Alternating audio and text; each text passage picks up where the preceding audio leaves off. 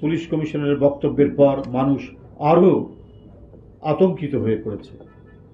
চুরি, ডাকাতি, ছিনতাই আরও বেড়ে গেছে। পুলিশ কমিশনার তো ওনার প্রধান দায়িত্ব হচ্ছে কি মানুষের মধ্যে নিরাপত্তা বোধ সঞ্চার করা। তার বক্তব্যে মানুষ যদি আতঙ্কিত হয় তাহলে এটা তো মানে এক ধরনের মানে নৈরাজ্যের সামিল বলে আমরা মনে করি, নৈরাজ্য সৃষ্টির সামিল হবে বলে মনে করি। সেখানে আরও সতর্ক বক্তব্য দিয়ে তার যে ফোর্স, এই শহরের নিরাপত্তার প্রধান কর্মকর্তা হচ্ছেন তিনি, তো তাকে তো মানুষকে আশ্বস্ত করতে হবে, পাড়ায় মহল্লায় নিরাপত্তা বৃদ্ধি করতে হবে, চুরি ছিনতাই বন্ধ করতে হবে। আমাদের যে দেশে আমাদের চোখের সামনে ছিনতাই হয়ে যায়, কারওয়ান বাজার থেকে আসলে সিএনজির মধ্যে বসে থাকা কোনো নারীর গলার সোনার চেন আমি নিজের চোখে দেখেছি ছিনতাই করে নিয়ে যাচ্ছে। কেন যুগের পর যুগ ধরে এই ধরনের ছিনতাইকারীরা রাজত্ব করবে? কেন? এটা তো একটা পুলিশের সমন্বিত পদক্ষেপ নেওয়া দরকার ছিল। না করে যদি বলেন যে আপনারা নিজেরাই নিজেদের নিরাপত্তা করবেন দিবেন, তাহলে পুলিশ প্রশাসন আছে কেন? পুলিশ কমিশনার তাহলে দায়িত্বটা কি?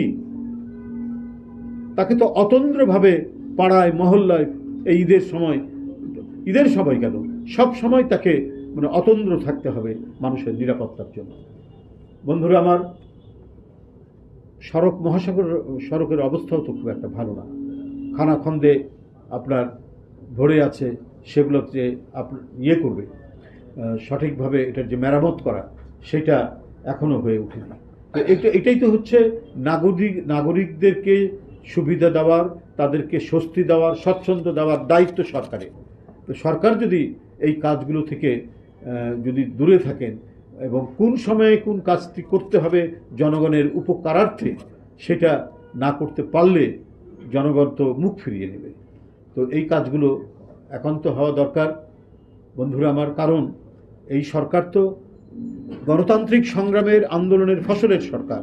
যারা গণতান্ত্রিক সংগ্রামে দীর্ঘ 16 বছর অবদান রেখেছে, এই অন্তর্বর্তীকালীন সরকার ডক্টর ইউনূস সাহেবের নেতৃত্বাধীন তাকে সমর্থন করছে, প্রতিনিয়ত তাদেরকে সমর্থন করেছে। আমরা তাদের যে ভালো কাজ, সেই ভালো কাজকে আমরা অভিনন্দিত করেছি।